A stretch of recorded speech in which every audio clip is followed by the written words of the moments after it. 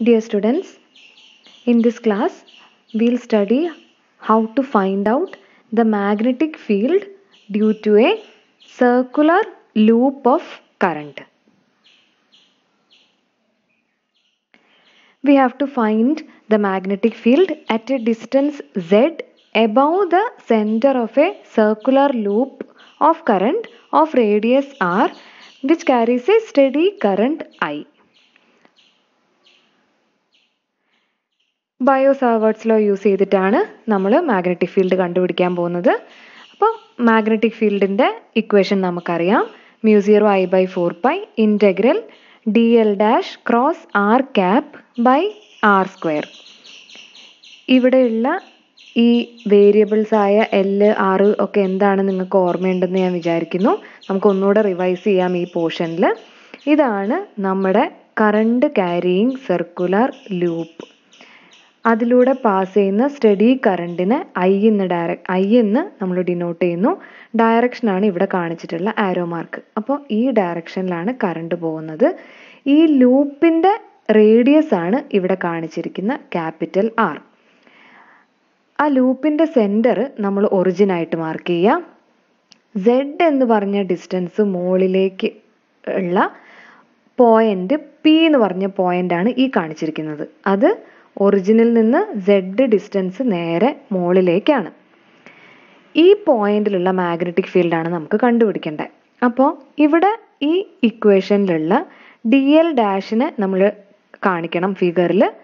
ആറും നമ്മൾ കാണിക്കണം, അല്ല ആറും ആർ ക്യാപ്പും ഒക്കെ നമ്മൾ കണ്ടുപിടിക്കണം. അപ്പോൾ ആദ്യം നമ്മൾ ഒരു ചെറിയ ഇൻഫൈനൈറ്റ്സ്മൽ ലെങ്ത് എലമെൻറ്റ് കൺസിഡർ ചെയ്യുക. dl എന്ന് പറഞ്ഞിട്ടുള്ള ലെങ്ത് എലമെൻറ്റ് കൺസിഡർ ചെയ്യുക. ഇതാണ് നമ്മുടെ dl'. അല്ലേ, ഇവിടെ ഞാൻ ഡാഷ് ഇടാൻ മറന്നു പോയതാണ്. ഇവിടെ നിങ്ങൾ dl' ഇടണം. ഈ dl' എന്ന് പറയുന്ന വയറിൻ്റെ സെഗ്മെൻറ്റ് സോഴ്സ് ആയതുകൊണ്ടാണ്, മാഗ്നറ്റിക് ഫീൽഡിൻ്റെ സോഴ്സ് ആണ് ഈ കറണ്ട് അല്ലേ. സോഴ്സിനെ നമ്മൾ ഡാഷ്ഡ് പ്രൈംഡ് കോർഡിനേറ്റ്സ് വെച്ചിട്ടാണ് കാണിക്കാറ്. ഇനി ഈ പോയിന്റിലുള്ള മാഗ്നറ്റിക് ഫീൽഡാണ് നമ്മൾ കണ്ടുപിടിക്കേണ്ടത്. അപ്പോൾ സോഴ്സിൽ നിന്ന് ഏത് പോയിന്റിലെ മാഗ്നറ്റിക് ഫീൽഡാണോ കണ്ടുപിടിക്കേണ്ടത് ആ പോയിന്റ് വരെയുള്ള ഡിസ്റ്റൻസിനെയാണ് നമ്മൾ ഈ ഒരു R വെച്ചിട്ട് ഡിനോട്ട് ചെയ്യാറ്. അപ്പോൾ ഈ ഡയറക്ഷൻ തന്നെയായിരിക്കും R ക്യാപ്പിൻ്റെ ഡയറക്ഷനും. ഓക്കെ, അപ്പോൾ ഫസ്റ്റായിട്ട് നമ്മൾ സിംപ്ലിഫൈ ചെയ്യാൻ പോകുന്നത് ഈ ക്രോസ് പ്രോഡക്റ്റ് ആണ്, dl' cross r cap. For that we need the angle between dl' and r cap. This is dl', this is r cap. ഈ dl' എന്ന് പറയുന്നത് ഇവിടെ ആകാം, ഇവിടെ ആകാം, ഇവിടെ ആകാം, ഇവിടെ ആകാം, ഈ ലൂപ്പിൽ എവിടെ വേണമെങ്കിലും ആകാം. ഇൻഫൈനൈറ്റ്സ്മൽ ലെങ്തേ പാടുള്ളൂ എന്നൊരു കണ്ടീഷൻ മാത്രമേ ഉള്ളൂ. അപ്പോൾ ഇവിടെ ആണെങ്കിൽ ആ dl' ഈ പോയിന്റും തമ്മിലുള്ള ഡിസ്റ്റൻസ് ആണ് r വരുന്നത്. ഇവിടെ എവിടെയാണെങ്കിലും ഈ R എന്ന് പറയുന്നത് സെയിം ആയിരിക്കും അല്ലേ. ഈ പോയിന്റ് മാറാത്തിടത്തോളം കാലം ആ dl' മുതൽ ഈ പോയിന്റ് വരെയുള്ള ഡിസ്റ്റൻസ് R എന്ന് പറയുന്നത് സെയിം ആയിരിക്കും. Throughout this loop R will be same if this point P stays the same. What is the direction angle between this R and this dl'? ഇവന്മാർ തമ്മിലുള്ള angle എവിടെ എടുത്തിട്ടുണ്ടെങ്കിലും 90 degree ആയിരിക്കും അല്ലേ. ഈ ആംഗിളാണ് മാറുക. ഓക്കെ, ഈ ആംഗിളാണ് ഈ ആറ് മാറിക്കൊണ്ടിരിക്കുകയെന്ന് വിചാരിച്ചോ. ഈ പോയിന്റ് ഇങ്ങനെ മാറിക്കൊണ്ടിരിക്കുകയാണ്. ഈ പോയിന്റ് ഇങ്ങനെ മാറിക്കൊണ്ടിരിക്കുന്നതിനനുസരിച്ച് R മാറിക്കൊണ്ടിരിക്കുകയാണെങ്കിൽ ഈ ഒരു ലൈൻ എന്ന് പറയുന്നത് ഇവിടെ മുതൽ ഇങ്ങനെ മുകളിലേക്ക് പോകൂലേ ഈ ലൈന്. അപ്പോൾ ഈ റേഡിയസ് വെക്റ്റർ ആയിട്ട് ഈ R വെക്റ്റർ മേക്ക് ചെയ്യുന്ന ആംഗിളാണ് കൂടി കൂടി കൂടി കൂടി വരിക.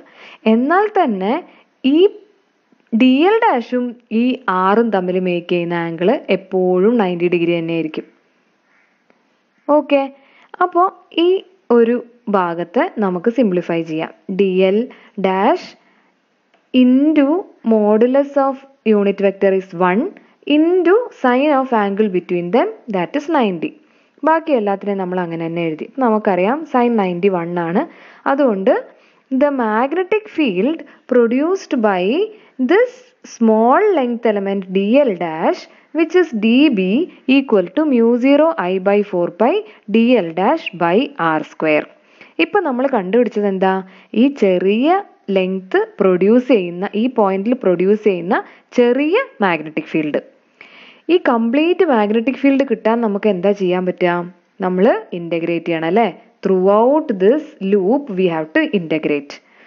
ഇനി നമുക്ക് ഈ ഒരു ഡി ബിനെ പറ്റിയിട്ട് നമുക്ക് കുറച്ചുകൂടെ വൃത്തിയായിട്ട് നോക്കാം, അല്ലെങ്കിൽ അതിൻ്റെ ഡീറ്റെയിൽസ് നമുക്ക് കാണാം. ഇതിൻ്റെ ഡയറക്ഷൻ എങ്ങനെയായിരിക്കും? ഇത് നിങ്ങൾ തന്നെ കൺസെപ്ച്വലി മനസ്സിലാക്കേണ്ട കാര്യമാണ്. ഈ ഒരു സെക്ഷനിൽ നമുക്ക് ഇക്വേഷൻസ് വളരെ കുറവാണ്, പക്ഷെ കൺസെപ്റ്റ്സ് നല്ല വൃത്തിയായിട്ട് മനസ്സിലാക്കണം. ക്രോസ് പ്രോഡക്റ്റിൻ്റെ ഡയറക്ഷനാണ് ഡി ബിൻ്റെ ഡയറക്ഷൻ അല്ലേ? അപ്പോൾ move your right hand fingers from d l dash direction to r cap direction. Then the direction in which your right hand thumb points will give the direction of the magnetic field dB. ഇതേപോലെ തന്നെ തൊട്ടടുത്ത D L എടുക്കുക, R എടുക്കുക, D L നിന്ന് ആറിലേക്ക് fingers കേൾ ചെയ്ത് നോക്കുക, വേറെ ഒരു ഡി ബി കിട്ടും. അതേപോലെ തന്നെ അടുത്ത ഡി എൽ എടുക്കുക. അങ്ങനെ ഓരോരോരോ ഡി എൽ എടുത്തു കഴിഞ്ഞിട്ടുണ്ടെങ്കിൽ ഇവിടെ ഉള്ളതൊന്നും മാറുന്നില്ല അല്ലേ? ഡി എൽ ഡാഷും ആറും മാറാത്തടത്തോളം കാലം, ഡി എൽ ഡാഷ് എത്രയാണോ ഈ എടുത്തിരിക്കുന്ന ഡി എൽ ഡാഷിന്റെ സെയിം അളവിലാണ് അടുത്ത ഡി എൽ ഡാഷ് എടുക്കേണ്ടത്. അപ്പൊ ഇതിന്റെ ഒന്നും മാഗ്നിറ്റ്യൂഡ്സ് മാറാത്തടത്തോളം കാലം എല്ലാ ഡി എൽ ഡാഷിന്റെയും ഡി ബി സെയിം ആയിരിക്കും. പക്ഷെ ഡയറക്ഷൻസ് മാറി മാറി മാറി മാറി വരും. എങ്ങനെയാണ് ഈ ഡയറക്ഷൻസ് മാറുക? ഇങ്ങനെ ആയിരിക്കും അല്ലേ? ഓരോരോ ഡി എൽ ഡാഷ് എടുക്കുന്ന സമയത്ത് ഉള്ള ഡി ബി ആണ് ഈ കാണിച്ചിരിക്കുന്നത്.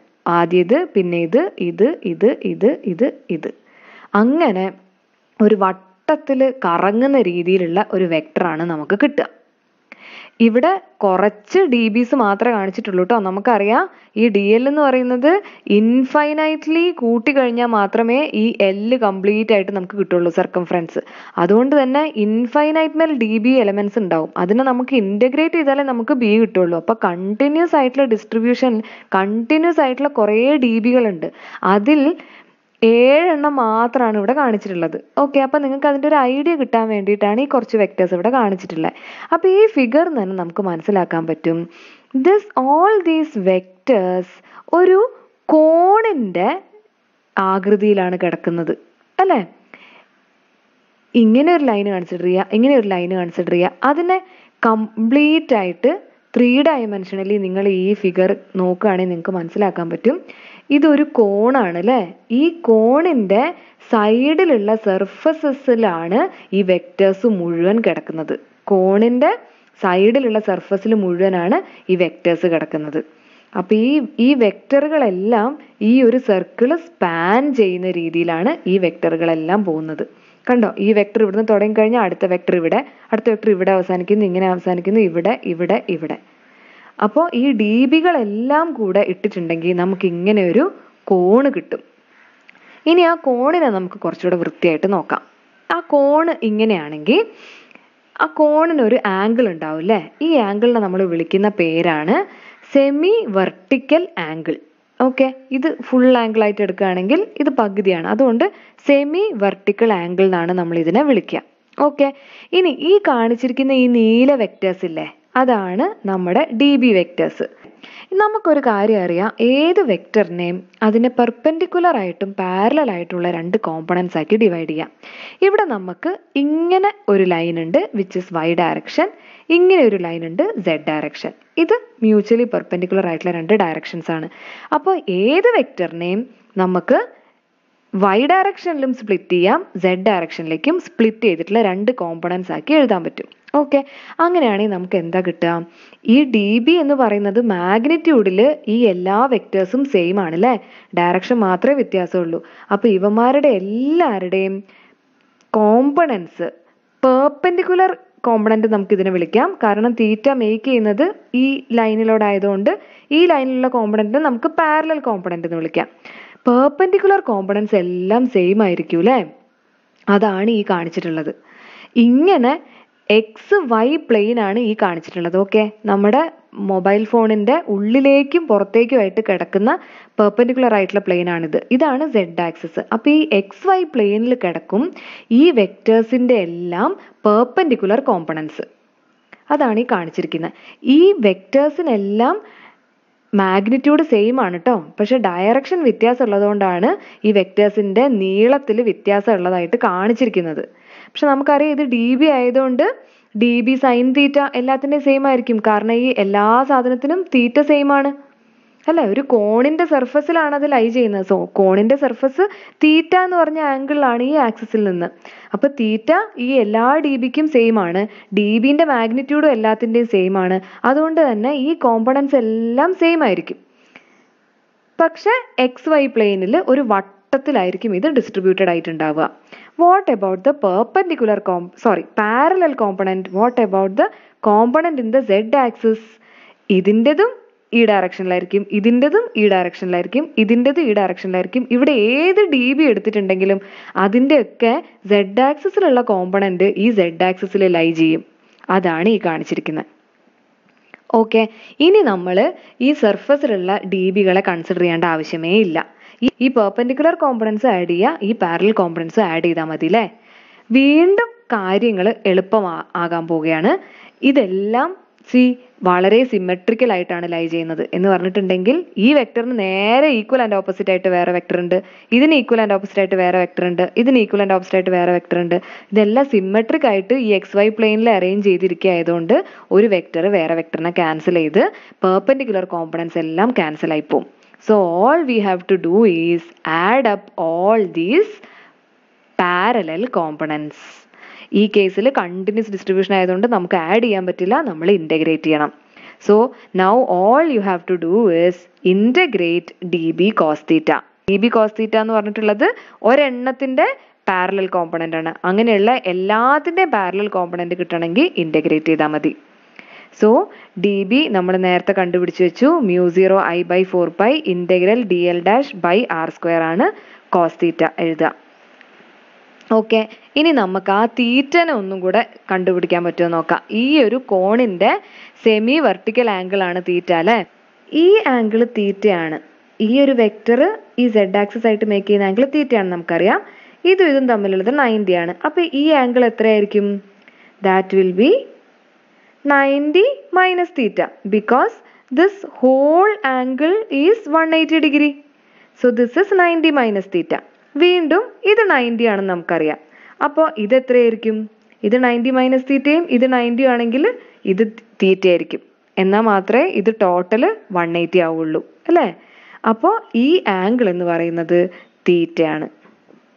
Okay, now cos theta and r² do not change as dl' changes. അത് നമ്മൾ നേരത്തെ കണ്ടു. ഈ dl' എവിടെയാണെങ്കിലും r എന്ന് പറയുന്നത് സെയിം ആയിരിക്കും. അതുകൊണ്ട് r² സെയിം ആയിരിക്കും. തീറ്റ എന്ന് പറയുന്നത് സെയിം ആയിരിക്കും.